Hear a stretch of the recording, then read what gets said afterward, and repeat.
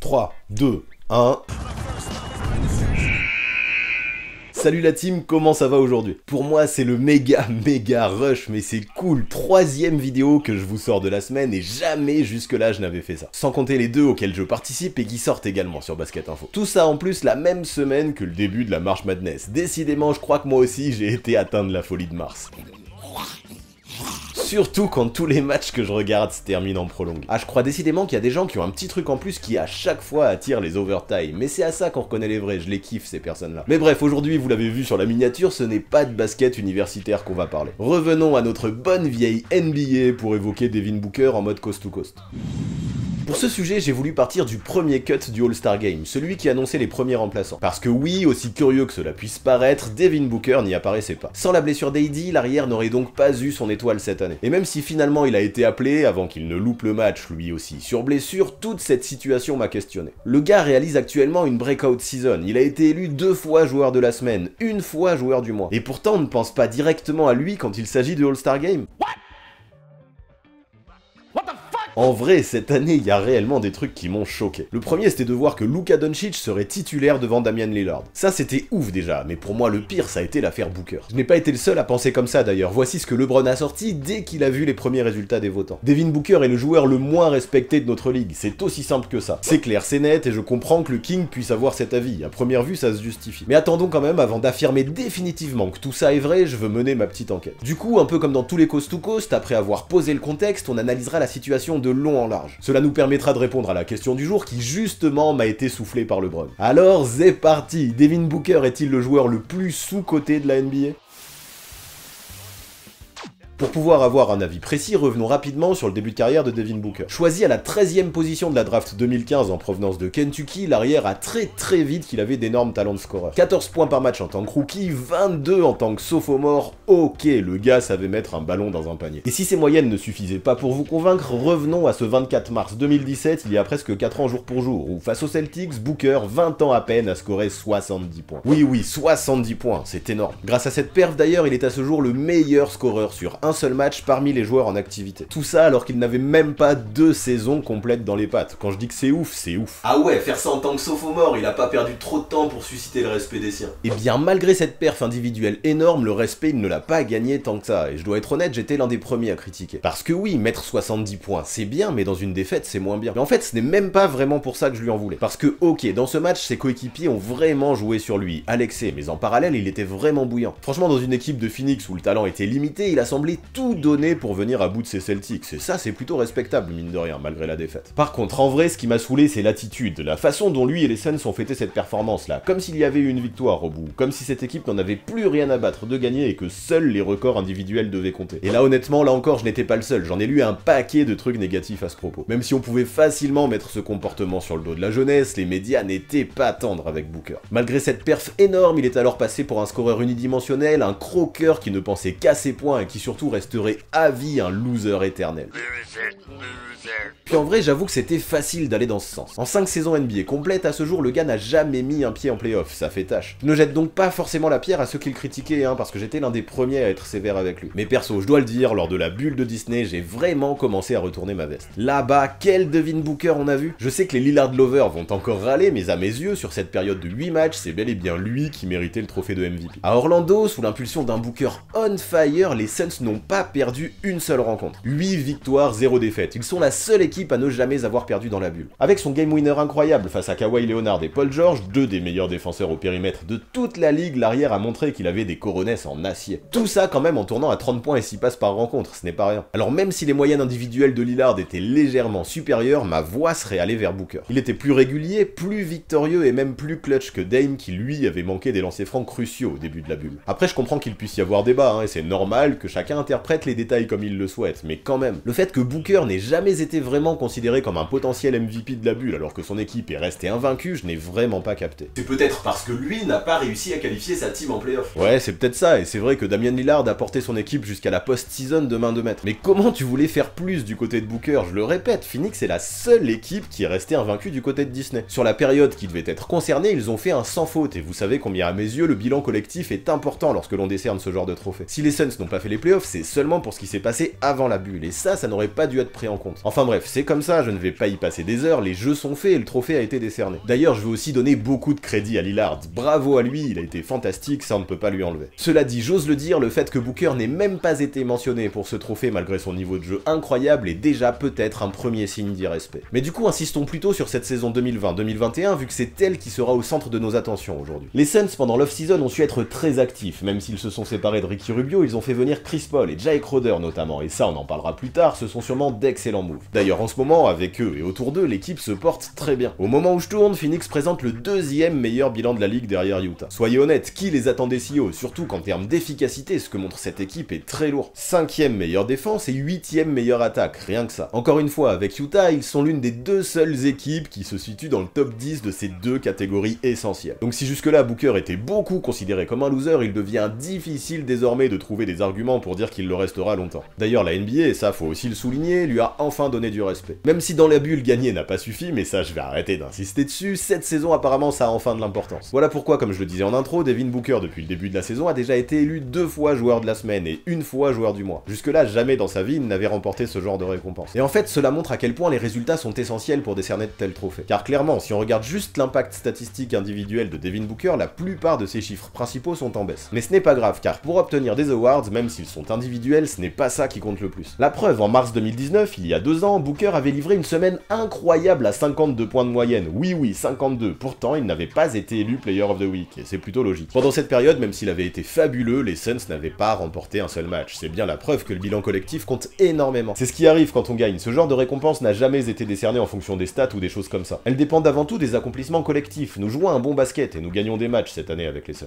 Il était possible de récompenser n'importe qui dans l'équipe, et c'est moi qu'ils ont choisi. Je rejoins pas mal Booker dans ses propos. Puis je veux noter aussi qu'il est le premier Player of the Month depuis Amar'e Stoudemire en 2010, ça date. Qu'on le veuille ou non, vu qu'on est dans un sport co, les awards individuels servent beaucoup aussi à mettre en valeur le côté collectif. Tout ça c'est indéniable et finalement je trouve ça très cool de récompenser les Suns qui n'avaient pas été aussi bons depuis 13 ans. Et tout ça en vrai c'est encore une raison de plus qui me fait dire que dans la bulle, Booker avec son 8-0 aurait été vraiment légitime pour le trophée de MVP. Je croyais que t'allais arrêter d'en parler, c'est moi ou t'es tout plein de seum à ce propos. Non, le seum c'est vite dit, puis en vrai c'est pas non plus hyper important d'être MVP de la bulle, et surtout Lillard a été super méritant. Mais ce que je veux dire c'est que parfois l'attribution de ce genre de récompense, je trouve ça incohérent, tout comme les sélections All-Star d'ailleurs. Au mois de janvier, Embiid et Jokic ont été joueurs du mois. Au mois de février, ce fut au tour de Harden et de Booker. Pour moi, pour ces 4 gars, c'est tout à fait mérité. Mais du coup, comment imaginer que l'un d'eux n'ait pas fait partie du premier cut pour le All-Star Game où pourtant il y a 24 places? Je le sais, hein, je me répète encore, mais c'est vraiment parce que je ne capte pas. Alors est-ce que c'est une question de disrespect? Est-ce que c'est parce que au final Booker ne réalise pas une saison si ouf qu'on ne le pense? Eh bien, on va essayer d'analyser ça en plusieurs points. Le premier dont j'aimerais parler, c'est l'effet Chris Paul. J'entends dire partout que si Phoenix gagne cette année, c'est grâce à son arrivée. J'entends dire partout également que si Booker est davantage sous les projecteurs cette saison, c'est aussi grâce à son arrivée. Eh bien tout ça, à première vue, ça semble très vrai, mais ça me semble aussi très raccourci. Du coup, je vais étudier davantage les détails. Pour commencer, parlons un peu du Booker d'avant Chris Paul. De toute façon, son profil est assez évident, ça se voit comment il joue lorsqu'on l'observe évoluer sur un terrain. L'arrière est un scoreur ultra polyvalent avec une panoplie hors norme. Tout ce qui permet de mettre une balle dans un panier, il sait le faire. Lorsqu'il est chaud à 1 contre 1, il affiche ce côté unstoppable que seuls les plus grands peuvent revendiquer. Il est d'une élégance folle et perso, j'adore. Il arrive à faire passer des défenseurs élites comme Paul George, Kawhi Leonard ou Ben Simmons pour des défenseurs à peine moyens, je trouve ça ouf. Il est un joueur très complet offensivement, je lui dis régulièrement qu'être capable de mettre plus de 40 points comme il le fait régulièrement n'est pas quelque chose que qui que ce soit doit trouver banal. Il a un don et nous sommes évidemment reconnaissants de pouvoir en profiter. Oui, Devin Booker est un scoreur extrêmement gifté, mais pas que. Il est aussi un créateur. Beaucoup ne le considèrent que comme un mec qui joue avec des œillères, qui ne voit que le panier, qui pense à mettre la balle dedans et rien d'autre. Je peux comprendre tout ça, mais c'est juste faux. L'arrière, depuis 2018, a montré qu'il pouvait se comporter comme le ball handler numéro 1 de sa team et distribuer près de 7 caviars par match. Alors après, je ne dis pas que c'est dans ce rôle que je le préfère, parce qu'il peut commettre beaucoup de déchets, mais quand même, Devin Booker a un gros sens du ballon, il peut créer son tir, créer pour les autres et scorer dans toutes les positions. Quand on sait aussi bien marquer des points et faire des passes, généralement on a tout ce qu'il faut pour être un attaquant d'élite, et Devin Booker en est un. Ouais, mais moi j'ai toujours du mal avec ça, un attaquant d'élite qui n'a jamais fait les playoffs, ça souligne un vrai problème à mon sens. Et oui, le problème est bien là, car je ne le répéterai jamais assez, au basket on ne gagne pas tout seul. Franchement, Booker faisait tellement tout chez les Suns que ça en devenait prévisible. Il suffisait de faire une boîte sur lui, ou encore de le couper complètement du ballon, et l'équipe se mettait vraiment à pédaler dans la semoule.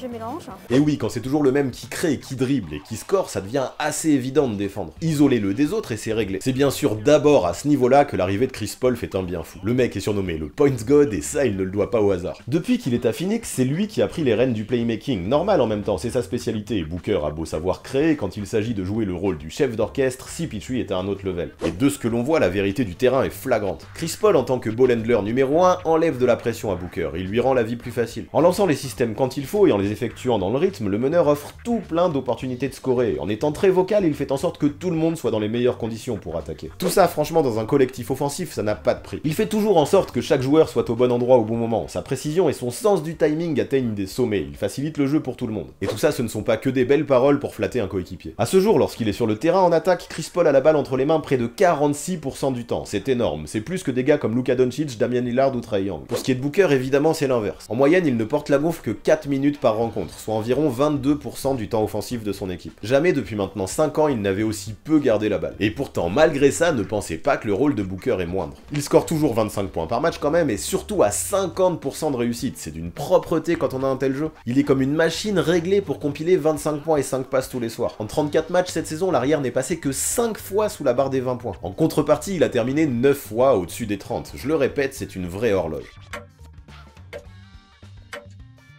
Mais le principal truc qui change, je trouve, c'est la façon dont il met ses tirs. Cette saison, sur demi-terrain, 39% des shoots que met Booker ont lieu après un démarquage ou après un écran. L'an dernier, avec Rubio, ce chiffre n'était qu'à 32%, et pourtant c'était déjà un record en carrière. Avant, avec Melton et Crawford, il était plus aux alentours de 23-24%. Comme quoi, quand t'es un shooting guard, avoir un bon meneur, c'est important. Plus c'est le cas, et moins tu as besoin de forcer. Et du coup, cette année, c'est clair, le duo Chris Paul, Devin Booker est le maillon essentiel de l'attaque des Suns. Mais est-ce que cette évolution collective n'est due qu'à l'arrivée du meneur? Peut-être pas. Par exemple, il faut savoir qu'avec CP3, le tempo de l'équipe n'est plus du tout le même. Phoenix joue désormais essentiellement sur demi-terrain et affiche l'un des 5 plus faibles rythmes de la NBA. Le changement est incroyable quand l'on voit que l'an dernier, la team était l'une des 9 avec le jeu le plus rapide. Du coup, c'est indéniable, la présence de Chris Paul cette saison offre beaucoup moins de points sur transition. Ce sont de toute évidence des paniers faciles qui se perdent pour Booker et ça pourrait être handicapant. Je continue avec les chiffres d'ailleurs car je les trouve très pertinents. L'an dernier, 40% des points de Booker étaient scorés sur contre-attaque ou sur lancer franc. Cette saison, cette proportion est descendue à 28%, c'est énorme. Ok, je capte que désormais il met ses points différemment, mais ce que je capte pas, c'est où tu veux en venir avec toutes ces stats. À une conclusion simple, ce n'est pas Chris Paul qui s'est adapté au jeu des Suns, mais plutôt les Suns qui se sont adaptés au jeu de Chris Paul. Après, ne me faites pas dire ce que je n'ai pas dit, car en vrai, je trouve ça beaucoup mieux comme c'est, là, en l'état. Ceci dit, je trouve injuste d'entendre dire qu'à Phoenix, tout est dû à Chris Paul cette saison. Il faut donc également donner beaucoup de crédit à Booker qui a vraiment su s'adapter sans jamais râler, sans jamais remettre quoi que ce soit en question. CP3, lui, c'est indéniable, il apporte dans les domaines dans lesquels il excelle. Il joue le pick and roll, provoque en ISO, balance des petits fade-away, des petits step-back, il prend ce que la défense lui donne, par contre quasiment jamais il ne score après une passe. Et ça, ce qui est rigolo, c'est que c'était vraiment ce que faisait Booker avant. Du coup, pour éviter que tout le monde ne se marche sur les pieds, il a dû adapter son jeu, et je trouve ça fort. Aujourd'hui, il profite énormément des pin-downs, par exemple, quand on descend dans la raquette pour choper un écran de la part d'un big man et qu'on ressort en étant démarqué. Il a très vite compris qu'en agissant de la sorte, Chris Paul pourrait le trouver dans le rythme, dans l'elbow. Il lui suffit donc d'aller choper ses pics, de ressortir dans le rythme, et à chaque fois, ou presque, c'est money in the bank. On va devenir riche,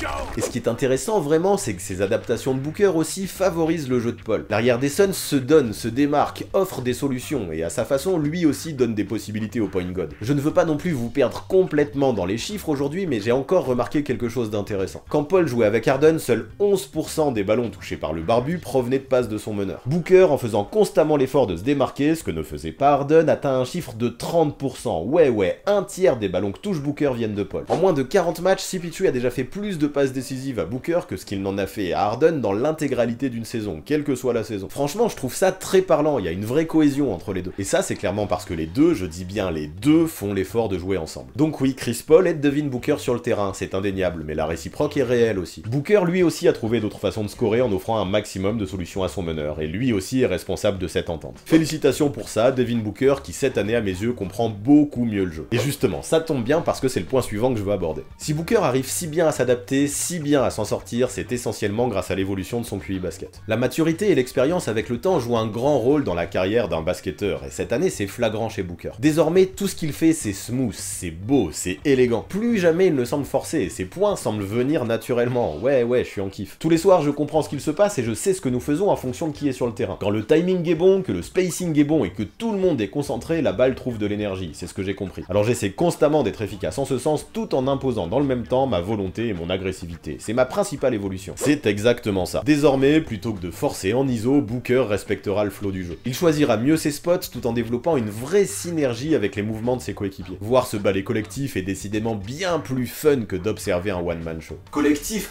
j'ai l'impression que t'es toujours dans l'abus quand même. Booker fait moins de passes que l'an dernier, il suffit de regarder les stats. Bah si t'as écouté jusque-là, tu te rendras compte que c'est normal, parce que déjà c'est moins son rôle désormais, mais en plus il touche 2 fois moins la balle. Par contre, je ne pense clairement pas qu'il ait perdu ses qualités de playmaker. Son QI basket lui permet de mieux voir le jeu. Forcément donc, dans ses passes, il y a moins de quantité, mais en contrepartie, il y a plus de qualité, j'apprécie. L'an dernier, quand il était sur le terrain, les Suns outscoraient leurs adversaires de 2 points seulement. Cette année, ce chiffre est passé à 7 et l'évolution qu'il a montrée dans sa compréhension du jeu n'est forcément pas étrangère à ça. Mais s'il s'est tant développé, je pense aussi c'est également parce qu'il est dans le bon environnement. C'est là que je veux donner du crédit au coach Monty Williams, celui qui a toujours prôné les valeurs du groupe et du collectif, semble avoir réussi sa mission. Toujours calme et réfléchi, il est le guide de cette team un peu, où tout le monde se tire vers le haut. De plus, et c'est important, les Suns évoluent dans un nouveau centre d'entraînement. Dans ce complexe ultra moderne qui a coûté 45 millions de $, les gars se sentent comme à la maison et ils passent des heures et des heures, beaucoup plus qu'à l'accoutumée. Tout ça, ça aide pour souder un groupe et en construction un tel centre, je pense que les ambitions de l'équipe étaient claires. Dans cette ambiance de travail, des liens se tissent et forcément c'est favorable. Par exemple, on peut parler de Michael Bridges et de Cam Johnson qui tous les deux ont passé un cap cette saison et c'est peut-être parce qu'en parallèle ils sont devenus super potes. Ils ont soif d'apprendre, posent des questions et se développent ensemble. Inséparables, ils font des sessions vidéo jusque tard dans la nuit et de ce que j'ai lu, cet aspect studieux déteint énormément sur tout le groupe. Et ouais, quand il y a une vraie ambiance de taf autour de toi, je pense que ça change tout. Un autre qui a apporté dans ses bagages sa culture de la win straight from Miami, c'est Jay Crowder. Dès le départ, il a dit à Booker notamment que s'il venait à Phoenix, ce n'était pas pour enfiler des perles, il voulait atteindre les playoffs, minimum. Dans l'Arizona, tout le monde a accepté le défi lancé par la nouvelle recrue qui est désormais placée au rang d'exemple. Qu'il soit titulaire ou qu'il sorte du banc, Jay Crowder sacrifiera tout ce qu'il peut pour gagner. Il a parlé de victoire dès qu'il est arrivé ici, c'est ce dont nous avions besoin, un winner qui montre l'exemple en se sacrifiant. Désormais, c'est ce que nous faisons tous, nous nous sacrifions pour la victoire. Et évidemment, qui est-ce qui profite de tout ça également? Devin Booker, bien sûr. En tant que leader qui a pris de la maturité, il doit se mettre au diapason, et depuis le début de la saison, jamais il n'a bégayé. Son attitude, malgré les sacrifices imposés par le nouveau jeu de la team, est ultra respectable. C'est donc maintenant que je veux enchaîner sur son mindset, son état d'esprit. Boosté par les arrivées des vétérans qui apportent leur influence sur et en dehors du terrain, Booker veut s'imposer en vrai go-to-guy, qui se bat pour la win. Et franchement, ça fonctionne. Avant, lors d'un mauvais soir, on le voyait souvent râler, se frustrer et laisser filer son match. Il forçait beaucoup, c'était pas souvent efficace, mais aujourd'hui, tout ça, il n'en est plus rien. Ses shoots ne veulent pas rentrer, la défense l'éteint, le harcèle, il pèse trop de ballons, ce n'est pas grave. Booker pèsera et se battra dans d'autres secteurs. Face aux Pacers, la semaine dernière par exemple, j'ai beaucoup aimé. En deuxième mi-temps, Booker n'arrivait plus à rien. Il perdait ballon sur ballon, 6 au total, et du coup, au lieu d'insister, il s'est mis à défendre. Cela n'a pas suffi aux Suns pour s'imposer, mais le chase down plein de hargne qu'il a posé sur Justin Holiday était un vrai symbole, je m'en rappelle encore. Défensivement, même s'il a encore des progrès à faire, je ne l'ai jamais vu autant mort de faim que cette année, et c'est plaisant. Avant, quand l'équipe était menée, je me disais que je devais tout faire et prendre tous les shoots pour décrocher la victoire. Maintenant, je comprends mieux le processus et j'ai assimilé à quel point c'était compliqué de gagner. Il faut gagner en agissant comme une bonne équipe. J'ai atteint un nouveau niveau mental, je pense, et j'ai compris que pour obtenir du succès, il ne faut jamais cesser de se battre. De plus, même si je ne veux pas le féliciter pour ça, Booker pète parfois des câbles, de plus en plus souvent. Alors qu'avant, il donnait l'impression de subir les défaites, presque de s'en foutre, ce n'est plus vraiment le cas. Contre les Lakers, il s'est emporté et a été expulsé. Contre les Clippers, il s'est embrouillé avec Paul George dans le Money Time. Ce n'est pas bien, mais je trouve que c'est significatif. Bien sûr qu'il n'aide pas sa team quand il se fait sortir. Cependant, cela veut vraiment dire qu'émotionnellement, désormais, il est réellement investi. En parallèle, et ça m'a presque étonné, on ne l'a pas trop entendu rager suite à sa non-sélection pour le All-Star Game au départ. Puis quand il a obtenu le précieux sésame, il n'a pas forcé, il a décidé de ne pas jouer pour reposer son genou. Plutôt mature comme décision, non? J'ai trouvé que sa gestion des priorités était bonne. Cela lui a permis de revenir à la reprise contre Portland en mode bouillant, avec 35 points, 8 passes et la victoire. Qu'est-ce que tu veux de plus? Booker, c'est désormais ceux qui comptent et ceux qui comptent moins. Son état d'esprit est maintenant celui d'un killer, et plus la saison avance, plus c'est le cas. Je ne pensais même pas qu'il allait rejouer aussi vite. J'ai beaucoup parlé à Book pendant le All-Star Break et je le sens différent. Pas seulement parce qu'il a décidé de jouer, mais aussi par la facilité avec laquelle il a pu mettre 35 points. Avec Jay Crowder, on en parlait il n'y a pas longtemps. Son état d'esprit est différent, très différent. Je pense que vous avez capté, non, il est loin le croqueur individualiste dont on parlait pendant son début de carrière. Au moins en saison régulière en tout cas. Ajoutez à ça qu'il est un vrai closer capable de prendre son équipe sur son dos pour la porter vers la win et vous comprendrez les qualités que possède le joueur. Ses 36 points face à Ben Simmons, ses 43 points face aux Wolves ou encore son game winner sur la tronche des Mavs sont tous là pour prouver cette évolution sur la première partie de saison. Non seulement l'arrière a du sang-froid dans les veines, mais il sait aussi prendre ses responsabilités quand il faut de manière efficace pour faire de gros runs. Ok, bon là tu nous as bien démontré qu'il était excellent cette saison, mais est-ce que ça suffit pour affirmer qu'il est l'un des joueurs ou le joueur le plus sous-coté de toute la ligue? Eh bien t'as raison, il est peut-être temps de répondre à la question du jour. Clairement, j'ai trouvé que le fait qu'il ne soit pas un All-Star Lock cette saison était une hérésie. Clairement, j'ai trouvé que le fait qu'il ne soit même pas mentionné pour le trophée de MVP de la bulle l'an dernier était scandaleux. Mais ça, je ne reviens pas dessus, je pense que vous l'avez capté. Maintenant, est-ce que ça suffit pour dire qu'il est complètement disrespecté? Eh bien, je ne sais pas, parce que peut-on vraiment sauter au plafond lorsque l'on évoque un joueur qui jamais n'a mis un pied en playoff? Eh bien, je ne crois pas, car c'est vrai que ce que montre Booker en ce moment est fantastique, mais c'est au moment de la post-season que s'écrivent les vraies histoires. En vrai, je n'ai plus aucun doute maintenant sur le fait que les Suns participeront aux playoffs, mais s'ils se font sweeper au premier tour, on dira quoi? Eh bien, on dira que Booker est un loser, et je comprendrai. Et c'est pour ça que je ne veux pas mettre la charrue avant les bœufs, rien n'est fait et jamais rien n'est simple en playoff. Les Suns montrent de très belles choses actuellement, mais ils ont aussi quelques failles. La plus importante d'ailleurs se situe probablement au niveau de la défense intérieure. Si DeAndre Ayton dispose de tous les outils dans ce secteur, il a encore de vrais progrès à faire. Ça peut être primordial en post-season, mais bon, en vrai quand même je ne m'en fais pas trop. L'expérience de Chris Paul, mais surtout le talent de Booker me laisse penser que Phoenix ne choquera pas. Dario Saric lui aussi est optimiste, son arrière de coéquipier est trop bon pour que les Suns perdent. Il a prouvé qui il était, il peut scorer, il peut passer, il peut tout faire, il n'y a aucune limite dans son jeu. C'est incroyable comment il évolue et j'espère qu'il va continuer ainsi, car dans ce cas, nous allons gagner beaucoup de gros matchs, c'est sûr. Je veux bien croire Saric, mais je conclurai là-dessus. À ce jour, impossible de savoir comment Booker réagira sur une série de 7 matchs. Il y a de quoi être très optimiste, mais je le redis, c'est en playoff que la légende des grands joueurs se valide. Donc tant que je n'ai pas vu l'arrière, dans ces conditions, je ne veux pas me prononcer. Néanmoins, si Booker montre de belles choses en post-season et qu'il n'obtient pas plus de crédit, alors oui, je l'affirmerai, il sera probablement le joueur le plus disrespecté de la NBA actuelle. Maintenant, nous n'en sommes pas encore là. Alors avant de trop m'emballer pour ce joueur que j'apprécie particulièrement, j'attends qu'il fasse réellement ses preuves au moment où ça compte le plus. Mais ce qui me rassure, c'est qu'au vu de ce que j'ai observé jusque-là, je n'ai aucun doute sur le fait qu'il en est capable.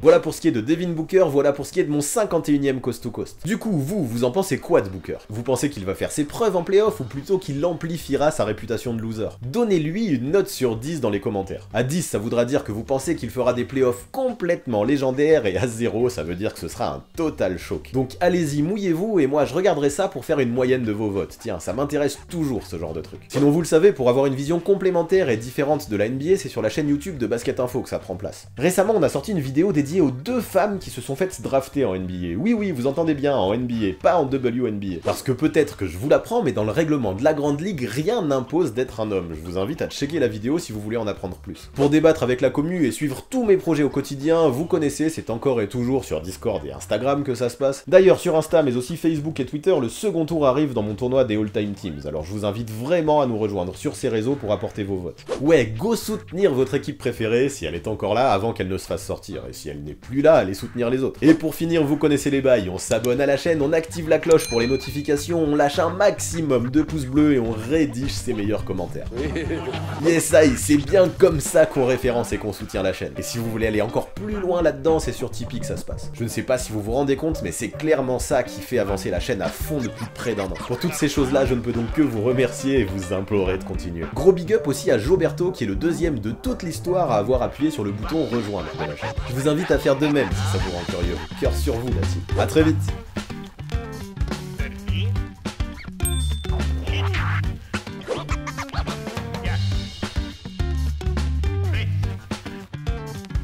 Keep